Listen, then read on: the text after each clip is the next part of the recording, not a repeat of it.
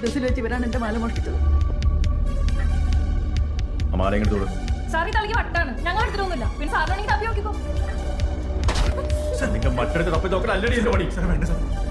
Sir ഞാൻ ഗർഭിണിയാണ്.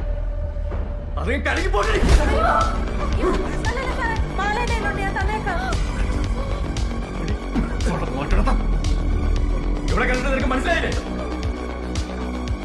ഇവിടെ ഉള്ളവന്മാരൊക്കെ മിടുക്കന്മാരാണെന്ന് എനിക്കറിയാം. ആ മിടുക്കുമായിട്ട് എന്റെ നെഞ്ചത്തോട്ട് കയറാൻ നിൽക്കണ്ട. ഞാൻ ഇവിടെ ഉള്ളിടത്തോളം കാലം ഞാൻ പറയുന്നതായിട്ട് പണിയെടുക്കാൻ പറ്റാത്തവരാണെങ്കിൽ ഈ വേണ്ടിയെങ്കിലും അടിച്ചു പോവാം. പിന്നെ ഇവിടെ നടക്കുന്ന കാര്യങ്ങൾ മേളോട്ട് വിളിച്ചുണ്ടാക്കുന്നവന്മാർ ആരായാലും അവിടുന്ന് മര്യാദയ്ക്ക് സർവീസ് കഴിഞ്ഞ് പോയില്ല. മനസ്സിലായോ?